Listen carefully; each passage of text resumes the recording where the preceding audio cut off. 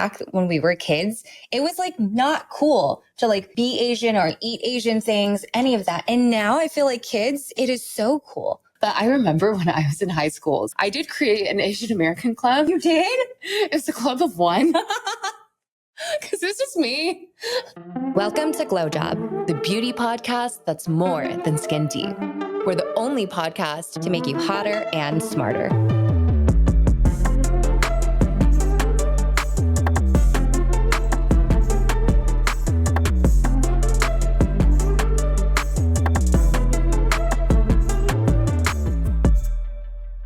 You know, I think we should wear more color, Sasa. I love color. I'm all about jewel tones. I feel like jewel tones are my favorite pocket of the color palette. So does that make you a winter?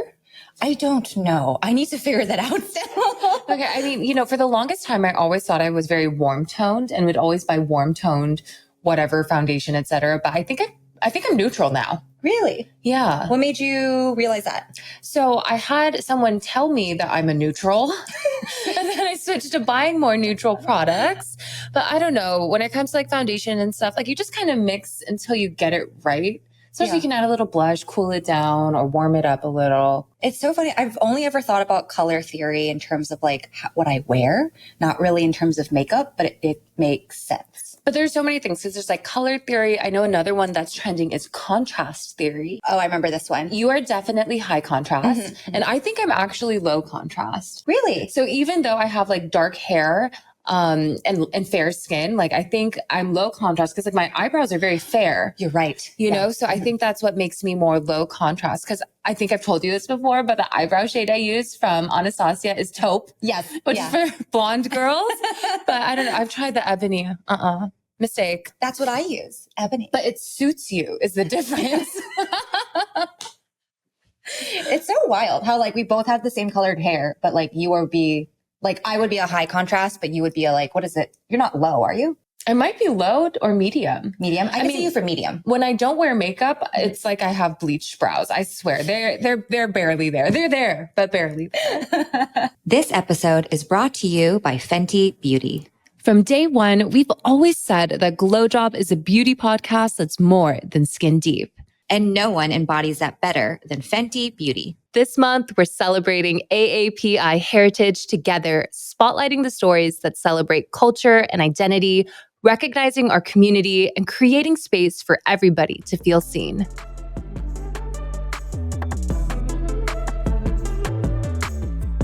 You guys, today we have a really special GlowJob episode. It is our AAPI brand highlight. I am so excited. This is going to be a super fun episode because we get to highlight and share all of our favorite AAPI founders and the amazing products they've brought to market. AAPI founders have made major waves in the beauty industry, and their success is not a coincidence. And what we've really discovered kind of going through all of our AAPI founders is that it's kind of a mix. It's a little bit of cultural influence, business savvy, and of course, timing. So why have they been so successful? Beauty is deeply embedded in AAPI cultures. Skincare rituals, they aren't just trends, they are traditions. And it's across all AAPI cultures. You know, you have all of your Korean kind of hangbang traditions with the spa, and for Indian cultures, they have their Ayurvedic oils. I really feel like each one kind of has a few hallmark trends, and it really is ingrained in us. It's things that we learn from our mothers, from our grandmothers. It's just part of growing up. So sometimes it's rituals like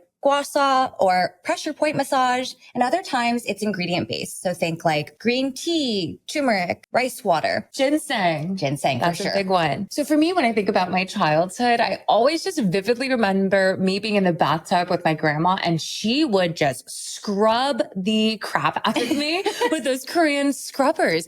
And I kind of hated it growing up because it was honestly painful. But nowadays you see them everywhere. I feel like they're all over TikTok, and it's just that kind of like more abrasive washcloth, but I'm addicted to it now. I love it. I love those things too. And speaking of like painful rituals passed on by grandmas, my grandma would always do pressure point massage on me since I was a kid. And she would tell me all the pressure points on my face, on my hands, on my feet. And she would just go to town. And I would be like, Grandma, this hurts. But then as I grew older, I realized these are like, you know, those facial massages everyone does? It's rooted in this. Oh, absolutely. And it's so funny because I think that a lot of times when Western people take on these kind of massage techniques, they always do it in like a light and gentle way. But if you've ever truly experienced like Chinese Gua Sha, especially on the body, you look like you have been mauled afterwards. Exactly. It is intense, but for a reason. So another reason why AAPI founders are so successful is this idea of kind of cultural hybridization meets innovation, totally in just like an East meets West kind of mentality. So this intersection between the two cultures is something that we carry with ourselves each and every single day. And that dual perspective allows founders to create products that feel fresh, but still familiar. So when I think about this, I kind of think of like those ancient ingredients, the ones that we've mentioned, like the ginseng and the turmeric, but kind of taking a scientific approach to them, really explaining why they're so good and efficacious, or even things like when it comes to packaging. So another reason why AAPI founders are so successful is that they have this educational approach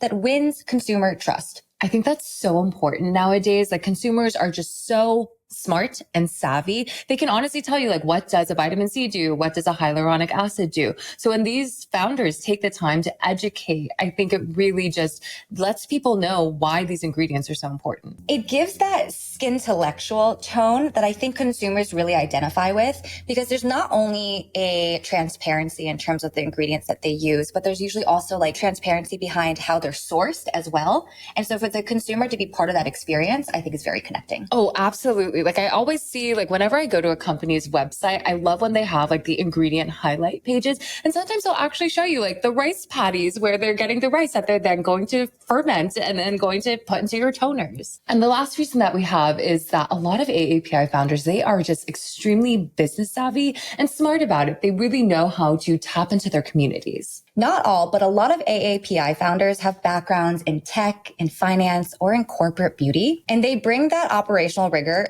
to their brands. Maybe it's that, but also maybe it's because we all kind of grew up doing like Kumon and those after school programs, where we're just getting like ingrained and like kind of like working hard and doing it right. I also think that in Asian cultures in particular, there is a strong emphasis on education. And I think part of that comes from the fact that a lot of us are coming from immigrant parents. And so education was the way for upward mobility. And so that's instilled in us at a very young age. There's that. And then even in schools and things, like I think kids nowadays are just so in tune with their culture, like whether it's Asian American club or even getting more niche, like Korean American club, Chinese American club. But I remember when I was in high school, so I went to a very like white Christian school out in LA, and I did create an Asian American club. You did? It was a club of one. Because it was just me. There was a couple of other Asian kids in this school, but they didn't join the club.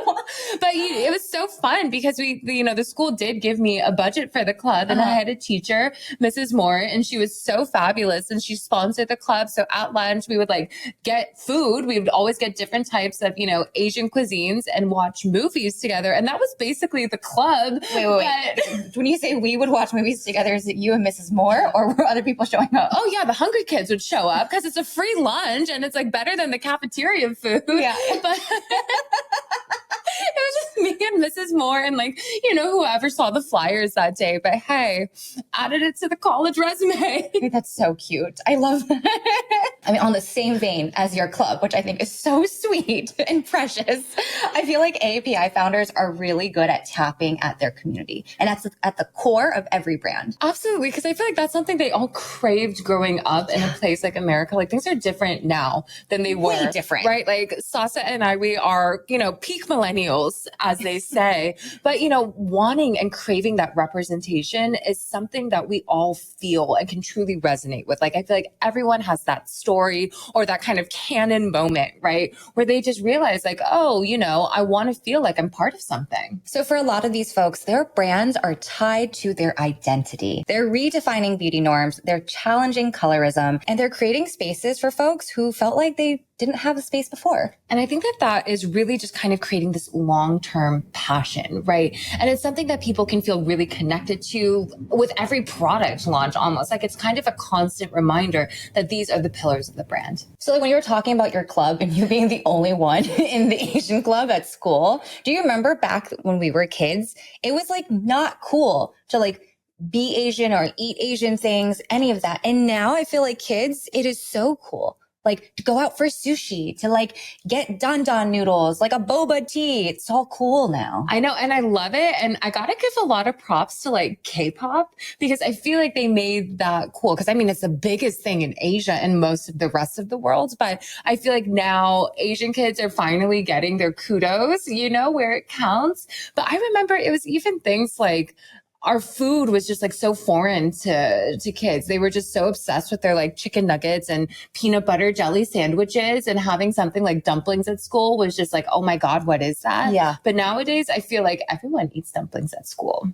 So now let's jump into some of the big beauty brands with AAPI founders behind them. And I feel like we got to start off with skin because that is such a huge thing in Asian culture. But when it comes to skincare, let's do OG beauty brands first. And the first one that comes to mind is Glow Recipe. So Glow Recipe was founded by Christine Chang and Sarah Lee in 2014. And they met when they were working together at L'Oreal. Right. So we talked about how a lot of founders have that kind of operational experience in working at big beauty. These girls definitely fit the bill. And Glow Recipe is all about Korean inspired skincare products. They use a lot of fruit and a lot of vegetables and really just make the brand super playful. Playful and colorful. I mean, I feel like their packaging is so pink and pastel. Even when they go to any event, I feel like they're always wearing pink. It's just such a big part of their brand. But I always remember them for like some of their hero products, right? So that's going to be like their watermelon toners, as well as like those dewdrops that they have as well. And I like them because they do smell really fun and kind of fruity, but I know that they just crush it when it comes to selling to younger generations. And those girls, remember, they were on Shark Tank one year? Yeah, and they didn't take any of the investment and I'm glad they didn't because they didn't have to. Well, I think it was just a marketing stunt on their part. Oh, of course. Like you're on millions of TVs, right? Good for them. Totally. So in a Fortune article last year, it was reported that Glow Recipe did $300 million in revenue in 2023. And I think a lot of it was from their success on TikTok and really just crushing it when it comes to social media marketing. Because in 2024, they grew by another 46%. And now they're taking a stab into color cosmetics. Yes. Their blushes. Yes. So they're turning their iconic dew drops, right? The niacinamide dew drops, and just adding color to it really for like a nice, healthy glow. So I think it comes in a few different shades of blush as well as some bronzers as well. And next we have Soko Glam, and they were the first Korean importer for online retail. It was founded in 2012 by a husband and wife couple. It was Charlotte Cho and her husband, David. And David is a combat veteran, and they really came up with this idea after his business school experience. And I love that they are a couple. I know, it's so cute. I feel like it might be challenging sometimes to like work with your partner in that regard, but we actually found a lot of founders that we'll go through later, but they're also just married, and we love that. And one of the reasons why Soko Glam became so popular was that they made it super digestible to understand the ingredients behind the label. Right. I feel like before this, like yes, like the labels are in Korean, but people would just like blind buy products essentially. But she truly broke it down, you know, introducing new ingredients to American markets like snail mucin or bean essences. It was also just new types of skincare products that people can incorporate into their routine. So that could be things like milk toners or ampules or essences. I feel like these were all just new. Yeah, new categories, and having to teach people, when do you use an essence? And I think they did a really good job of breaking that down. And also just like kicking off the trend of like the 15-step Korean skincare routines. I have many qualms about this, but they'll get a pass right now. And they found so much success as an online retailer, but I love that they also took a stab at making their own brands as well. So they launched Then I Met You as well as Good Skin Days. And next up on the OG skincare brands, we have Tatcha. So Tatcha was founded in 2009 by Taiwanese-American Vicky Tsai. And she was so smart. So she was an HBS grad and she used to work on Wall Street, I believe as a derivatives trader. But what she went and did is, you know, on vacation in Japan, she was just traveling, going to all of these different onsens and spas, getting the full kind of like traditional Japanese beauty treatments. And then she tapped into all of the favorite ingredients that she discovered. So Tatcha became a top performer at Sephora. And I think it's really driven by these ingredients. She incorporated green tea, rice, fermentation, all within each of her products. So she's got the water cream, obsessed with that one, but also things like the rice cleanser. And I know that's a very traditional type of Japanese products where it's a powdered cleanser that you pour the powder into your hand and you kind of mix it. And it becomes this like milky cleanser exfoliant type of thing. And also the classic, the canvas silk primer. Did you ever try that? Yes, I actually really enjoyed that. It's a really nice consistency. And it got super duped. Yeah. After getting launched. Yeah, for sure. And Vicky sold Tatcha to Unilever for guess how much? Let's hear it. $500 million. Must be nice. Must be nice. Good for her. So now let's get into some newcomers because I feel like there are so many recent launches, but a lot of them have Asian American founders. And so the first one that we want to talk about is Cocokind. And they're all about sustainable and accessible skincare. So they sell at places like Target and Ulta. Cocokind was founded by Priscilla Tai, another Taiwanese American founder and another former Wall Street girly. And I think what she does really well is she creates a lot of products that focus on sensitive skin, and their whole branding and their ethos is they kind of move away from aspirational beauty and just real transparent beauty that actually makes a difference.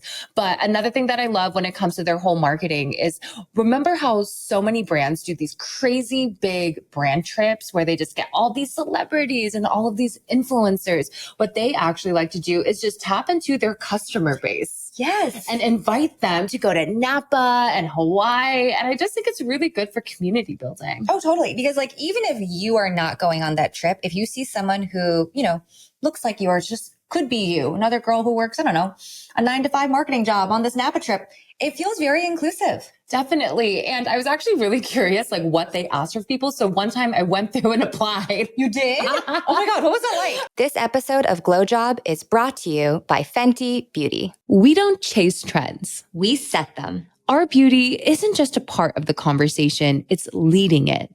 And Fenty Beauty celebrates that. They've created a community where every face, every culture, every story matters. And here's to AAPI Beauty, shaping what's next. And here's to Fenty Beauty for making sure the future is as bold and beautiful as we are.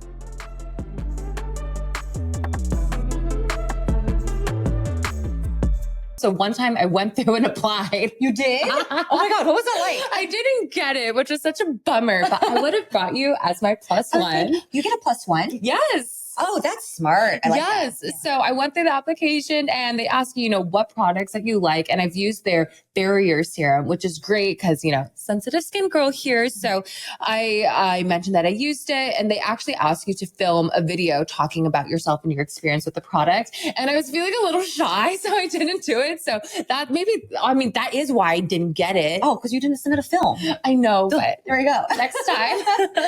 I'll help you film next time. Will you do it with me or are you going to film it? I could do both. I could either be stage mom or I could be... No, we got to do it together. And another newbie to the scene is EADEM. I love EADEM. They are such cool girl skincare, but they also make, a colored lip balm. So kind of makeup, I guess. That hybrid skincare makeup thing. So what I love about EADEM is that there are two co-founders. There's Alice Lynn Glover, another Taiwanese American, and also Marie Cuadio Amazane, and she's from the Ivory Coast. And they actually met while working together at Google. So they are also super focused on community. They started a blog in 2018 that highlighted stories about women of color. And what I really like about them is that they had an idea before starting their line. What they really wanted to focus on is skincare products for people that have melanin. And it was really interesting because I've heard them talk about their story and when they were launching their brand or seeking investment and kind of giving their pitch, so many people said no to them. They said that, it's not a big enough market. Not enough people care about hyperpigmentation, for example. And it's just so amazing how they just proved them wrong. And they actually bootstrapped the business in the beginning because of a lot of that rejection. But you know what? Now they are in hundreds of Sephoras across the country. And next up is You Beauty. So You Beauty was founded by Tina Chen Craig, aka Bag Snob. Do you remember her blog back in the day? I do remember it. It was so fun. Yeah. It was always just kind of that thing that you read. I didn't have the money to buy anything in that blog, but I just wanted everything in that blog. Yeah. And I feel like her skincare line does a good job of kind of carrying over that wealthy, aspirational type of vibe. Yeah, it's very bougie feeling. I remember one of the first products that they launched was that lip plasma product. I think it was almost $70. Yeah, but she really wanted to combine like luxury with high tech. And she also did a lot of like really smart and timely like celebrity and influencer collabs. So she influenced with Tinks, everyone's favorite millennial TikToker, and also more recently from White Lotus, Michelle Monaghan. Since U Beauty launched in 2019 at Net-a-Porter, they have definitely been growing and they've been projected to reach about $30 to $50 million in revenue this year. But there were so many players in the skincare space with Asian American founders. We also have people like Alicia Yoon from Peach and Lily. We also have Hero Cosmetics with Ju Rue. Yeah, we did a lot of coverage on her for our more recent episode about Gen Z, because who doesn't love a good pimple patch? So next, let's kick off the space of makeup and color cosmetics. And the first one I have, and I think it's my favorite, partially because it was such a big part of me growing up, but also because she's Korean American, but Toni Ko of NYX Cosmetics. So Toni launched NYX in 1999 with an investment from her parents of $250,000, but she sold the business in 2014 and cashed out with a sweet $500 million. Oof, good for her. But I mean, she did such a good job of truly just redefining a space when it comes to drugstore makeup. Because back in the day, brands, and I'm thinking of brands kind of like the CoverGirls and the Almays of like the 1990s, early 2000s, but they were boring, to be quite frank. They would have like one foundation that came in 3 shades and eyeliner that only came in like black and brown, right? I still use the NYX lip liner to this day. I have tried luxury, I have tried drugstore and everything in between, and she does not fail me ever. Right. And I think some of my favorite products that NYX used to make, and these were like the first things that I would buy with like my college money, you know, from working my college jobs, but it was their lip butter gloss. Ooh, right? Yeah. So there were those and those jumbo eye crayons. Yes, I remember those. Yeah, those are so fun. But, you know, I think overall, you know, she did have a non-compete after she sold the company for a few years. But then after that, she wasn't done with beauty and she went and she opened up Bespoke Beauty Brands, which is an incubator.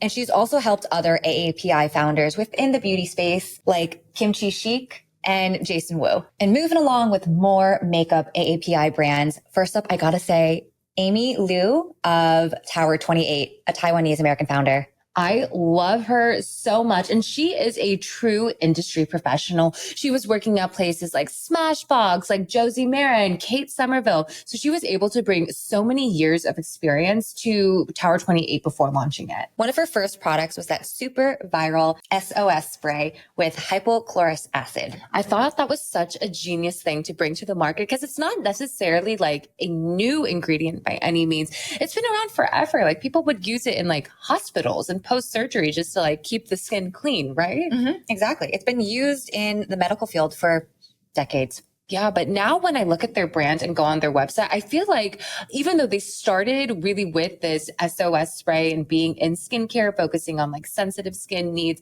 when I look at their website, it's like more makeup SKUs than skincare SKUs. And they just recently launched a powder blush, which I have not tried yet, but I don't know if I need another blush. I kind of want to try it anyway.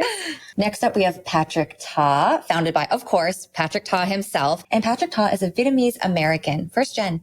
Right. And he started off as a makeup artist and he made some iconic looks. I think he partnered so much with like Gigi Hadid, Bella Hadid back in the day. But their first products were actually body products, right? He had like a body oil and a few other things. I think a body oil and a lip gloss, but they were really just designed to give like that red carpet glow. But now he is the king of blush. His blushes have grown year over year, 300%. And now they're Sephora's #2 selling blush, just behind Rare Beauty. Have you tried their blushes? I haven't. I have all of his shimmery things though. Everything shimmer, I'm like, give it to me. Okay. You know, it's so funny. I haven't tried his blushes either, but what I have tried, I love his lip liner. I love his lip gloss. I think I gave you one of the lip glosses. I love the lip glosses too. Those are so excellent, but I don't know. There's just so many good products out there and it just never ends. So one of these days I'm going to get the blush. And next we have One Size, which was founded by Patrick Starr, which I think is a stage name, but he's a Filipino American and he started off as like a social media and YouTube influencer. So he started the brand in 2020. And as his name suggests, it is all about inclusivity in makeup. Right. And I think it just ties back to those original points we were bringing up of really just creating community.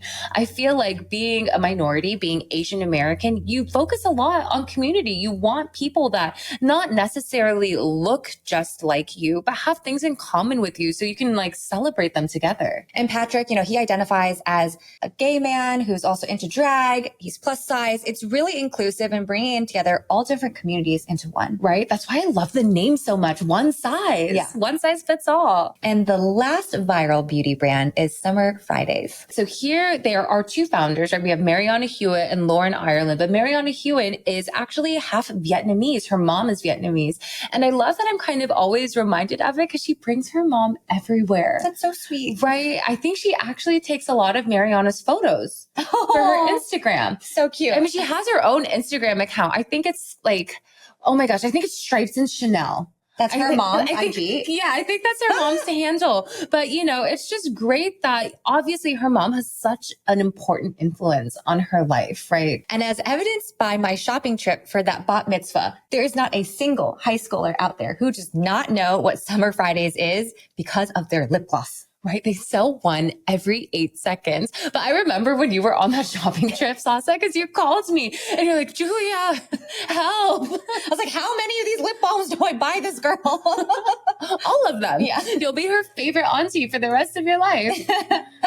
Okay. So next let's talk about some makeup newcomers. One that I've seen everywhere lately is Kulfi Beauty. And this was created by someone named Priyanka Ganju, who is also super, super smart, an HBS or Harvard Business School alum. So they launched in 2022 and their whole take is high performance clean makeup with a focus on different undertones. And I think what I really loved about the brand is that I learned that they were a part of the Sephora Accelerate program. Oh. So this is an incubator that Sephora holds and it's all about supporting BIPOC founders, right? So not just AAPI, but also, Black, Indigenous founders, really just creating a space where people can get some money for the good ideas that they have. Next up is Orse.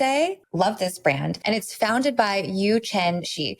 She is a Taiwanese Malaysian entrepreneur based here in LA. Yeah, we actually got a chance to go to their 6th birthday party, which was such a special event. And I know that she focuses a lot on community because the event was actually hosted at a bakery out in Highland Park that was created by 2 Korean American sisters. But her whole thing is really just focusing on skin. Her focus is not just on colors and shades because, her primary product here is a foundation, but she's also really focused on formulating foundations for Asian skin because they tend to be a little more sensitive and a bit more oily than other skin types. And when we were at the event, I really loved that she took the time to help us get shade matched. I know. And shockingly, I know Sasa and I, if we get real close, we do kind of look like we have the same skin tone. Similar, but our undertones are different. Exactly. And she captured that in the products, which is amazing. So we're different shades of foundation. Yeah. And we also have Lip Tinted, and that was founded by Deepika Mutala. And she started off as a YouTuber, but she also, in a similar way to Orse, what they do is they really focus on the nuances and the undertones of Southeast Asian skin. Next up, we have Clay Cosmetics, founded by Lauren Jane. And she is so nice and cute. And she has just so much fun playing around with color. And now let's jump into hair care, nails, beauty tools, all that fun stuff. So let's kick it off with Emmy J. Ooh. So this is a brand that I've always really loved because they made those super viral and super expensive hair clips. It was founded by Julianne Goldmark in 2009, and she's half Korean. And I think they just started kicking off with their own line of hair care products, so styling creams and things like that. Yeah, and they're in Sephora now too. And next we have Shaz and Kicks, another hair care line, and it's 2 Indian American sisters, Shaz and Kiku, and they're based in Austin, Texas. So they first launched with their hair scrub, and they are rooted in Ayurvedic hair rituals. And I love that a lot of their formulas are super unique, right? So they have the shampoo, and I've never in my life ever seen a shampoo that comes in a tub instead of a pump. So it's a lot thicker consistency with less water, which they say makes it a lot more concentrated. Yeah, and then the way you use it, it's really fun. You take a scoop of it out with some water and then you kind of lather it up. Feels like you're playing with Play-Doh or something fun. It's like slime for adults. Yeah. Another one is T3 by Dr. Julie Chung. And they make some really amazing hair styling tools. So whether it's blow dryer, straightening, curling irons, they have so much of it, but you always know when it's a T3 device because of the coloring. It's always this like really pretty white with kind of like a pinky rose gold to it. And finally, Glam, which was founded by Anne McNairan. And they are all about really fun press-on nails. And it's really interesting when I think about press-on nails because I feel like they have gotten so popular over the years, but I get why. Yeah. I mean, a lot of this is rooted during COVID. You couldn't get your nails done. And like you can, at least for me, I can do one hand really well, but then the second hand always looks janky. So when I really think about press-on nails, what I love about them is they also save so much time. yes. Oh my God. I know I'm a natural nail girl like 99% of the time, but I just can't get myself to sit in a salon for like 2 hours. It's hard. Right? So you just pop them on and go. So like I use them for like a wedding, for example. Yeah. Okay. Especially if it's like a travel or like a destination wedding. It's nice because I just put them on right before the event and I'm good to go. And finally, we're going to wrap it up with some fragrance and body brands. So let's start with Ellis Brooklyn. So this is a clean fragrance line and it was founded by B. Shapiro in 2014. And she is another one of our smart girl founders because she was a lawyer and also a beauty editor before launching this line. So B, who was born in Taiwan, she founded her fragrance brand when she was pregnant because she wanted to find clean fragrances that she could use during her pregnancy. And her daughter's name is Ellis and, she was born in Brooklyn. So cute. But I think that's such an interesting kind of niche when it comes to fragrance that people are getting, more concerned about, right? Because there's kind of all these whispers out there that like fragrance are hormone disruptors. Yes. Is that true? Remember when we did our hair care episode with the Olaplex lawsuit? Yes. Yeah. One of the ingredients was liliol, and it is considered a hormone disruptor amongst rats. Now, hasn't been proven in humans yet, but that's still debatable. We've got to do an episode on perfume and fragrances. I just have so many questions because it's an industry like I don't know that much about. Yeah, it's definitely growing and becoming bigger and bigger. Speaking of really big and buzzy perfume lines, I think the one on everyone's lips right now is Phlur, which is like TikTok's favorite fragrance. So their CEO, Chriselle Lim, is a Korean American. She is an influencer turned beauty CEO, and she has totally modernized this company by challenging fragrance and branding in fragrance. Yeah, and it's so amazing because, she wasn't the founder. Phlur had been around for years, right? So she really was the one to revive it. They got rid of all of the old packaging. I think they even just got rid of all of the fragrances and just kind of started from scratch. And, she joined in 2022. And by 2024, it was crowned the biggest brand names for fragrance in terms of search results and search kind of activity online. And finally, we have DSM Durga. This is like the beautiful, cool girl fragrance brand. So the name is really cute. So it's another kind of husband-wife duo. So the DS stands for David, right? He is the husband, obviously, but Durga is the nickname that David has for his wife, Kavi Ahuja. So, it's really cute that they work together. And I listened to her story on the Second Life podcast, and they started off in their kitchen making handmade, really bespoke fragrances. Kavi is an Indian American and she started her career as an architect. So, that girl is a smart cookie. Yeah. And it's been really fun to see how much they've grown. They have a location out here where Sasa and I live on Abbott Kinney, and it's a really beautiful store. Oh, yeah. So pretty inside. And they have like the craziest fragrances. They have like a candle called Pasta Water and they have one called like Rainbow Cowboy, all these like really fun names that really just kind of evoke ideas and memories more than, bundle of roses or, some things like that, more traditional things like that. They're definitely really creative in terms of like the fragrances that they craft and the emotions that they evoke with their names. I love seeing how much AAPI representation there is within the beauty space. It's such a great feeling. It feels really inspiring because I feel like for so many of us growing up in the States, like there's this like stereotype that you can be like one of three professions, right? You can be like a doctor, or you can be a lawyer, or you can be an engineer. But like all of these people, men and women, are truly breaking the mold. You guys, let us know what your favorite AAPI beauty brand is in the comments below. I know we definitely missed a ton of them because the list was never ending. So please do share your faves. This episode was brought to you by Fenty Beauty, the brand that changed the game with 50 inclusive foundation shades. From skincare to makeup to hair, Fenty Beauty is here to serve everyone, every time.